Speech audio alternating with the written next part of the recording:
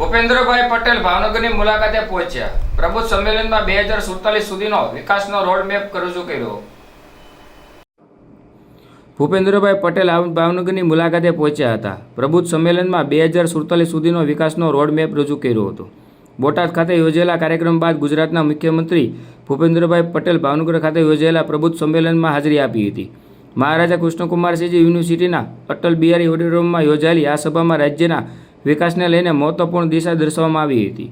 મુખ્યમંત્રીએ પોતાના સંબોધનમાં વિકસિત ભારત સાથે વિકસિત ગુજરાત માટે 2047 સુધીનો રોડમેપ તૈયાર હોવાનું જણાવ્યું હતું. આ રોડમેપનો 6 મહત્વપૂર્ણ સેક્ટરમાં વહેંચી રાજ્યમાં સર્વાંગી વિકાસ માટે આયોજન કરવામાં આવ્યું છે. તેમણે જણાવ્યું હતું કે વડાપ્રધાન નરેન્દ્રભાઈ મોદીના સૌનો સાથ સૌનો વિકાસના સૂત્રો સાથે ગુજરાત વિકાસના માર્ગે આગળ વધી રહ્યું છે. કાર્યક્રમ દરમિયાન વિવિધ વેપારી એસોસિએશન તેમજ શૈક્ષણિક સંસ્થાના આગેવાનો દ્વારા મુખ્યમંત્રીનું પુષ્પહાર અને મોમેન્ટો આપી સ્વાગત કરવામાં આવ્યું હતું. આ સંમેલનમાં કેન્દ્રીય રાજ્યમંત્રી નીમુબેન બાંભણિયા, રાજ્યના કૃષિ મંત્રી જીતુભાઈ વાઘાણી, ધારાસભ્ય સજલબેન પંડ્યા, પૂર્વ સાંસદ રાજેન્દ્રસિંહ રાણા સહિત અનેક આગેવાનો તથા વેપારીઓ મોટી સંખ્યામાં ઉપસ્થિત રહ્યા હતા. વિવિધ વેપારીઓ એસોસિએશન અને શૈક્ષણિક સંસ્થાઓના સંયુક્ત આયોજન હેઠળ યોજાયેલા પ્રબુદ્ધ સંમેલન ભાવનગરમાં વિકાસ મુદ્દાઓને કેન્દ્રમાં રાખી મહત્વપૂર્ણ બની રહ્યું હતું. માઇક બંધ થઈ જાય એટલે પાછું એક માથાકૂટ ઊભી રહે. મેં કેટલા બધા હાજર છે બધા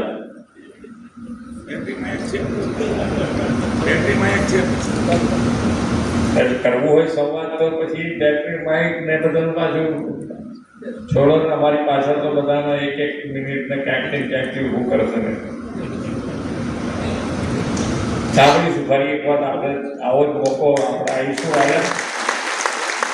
આપણે જે ફેસિલિટી મળતી ગઈ, ફેસિલિટી જે મળી ગઈ છે એ ભૂલીને કેવી રીતે હવે આગળ શું મળી શકે, હવે આગળ શું મળી શકે એ મનુષ્ય સ્વભાવ હોય. એને વ્યાજબી વસ્તુ છે, એમાં કંઈ ખોટું નથી. પણ જે બદલાવ થયો એક લેવલનો થયો. નહીતર હજુ આપણે ધારો કે આખા ગુજરાતમાં પાણીની શું પરિસ્થિતિ હતી, લાઇટની શું પરિસ્થિતિ હતી, રોડ રસ્તાની શું પરિસ્થિતિ હતી, એ બધાની અંદર વ્યવસ્થા કરી તો આખા ગુજરાત માટે કરી, લાઇટની વ્યવસ્થા કરી તો આખા ગુજરાત માટે કરી, રોડ રસ્તાની પણ ઇન્ફ્રાસ્ટ્રક્ચરની પણ વ્યવસ્થા થઈ. આ પાયાની જરૂરિયાત હતી. પાયાની જરૂરિયાત વગર તમે આગળ કેવી રીતે વધો કે ભાઈ આ જરૂરિયાત જો પૂરી થઈ છે, ગામે ગામ થઈ, અને એના કારણે દરેકે દરેક ગ્રામ્ય સ્તર સુધી જન સુવિધાઓ તમારે જે કરવી હોય, ધંધા રોજગારથી માંડીને બધું જ કરી શકો.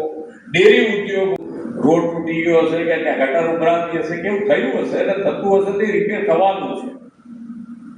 પણ બે એંગલથી અને વિકાસની રાજનીતિના કારણે પહેલા નહીતર ઇલેક્શન આવે એટલે કાં તો બે ભાઈઓનું બોલવાનું બંધ થઈ ગયું હોય, બે સમાજને બોલવાનું બંધ થઈ ગયું, કાં તો બે ગામને બોલવાનું બંધ થઈ ગયું.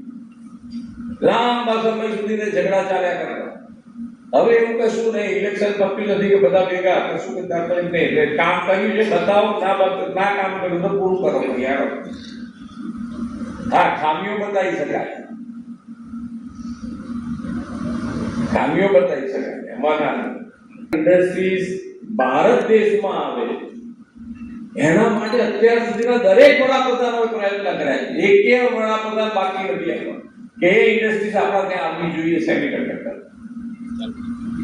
પણ વડાપ્રધાન ઉપર કોઈ દેશને ભરોસો ના પડ્યો, આ ઇન્ડસ્ટ્રીઝ વાળાને ભરોસો જ ના પડ્યો કે આ ઇન્ડિયામાં થાય કે નહીં થઈ શકે. ભરોસો જ એટલો માનીય વડાપ્રધાન શ્રી નરેન્દ્રભાઈમાં પડ્યો ને એનું રિઝલ્ટ પણ આપ્યું. 2 કોમર્શિયલ પ્રોડક્શન ચાલુ કરી દીધા સાણંદમાં,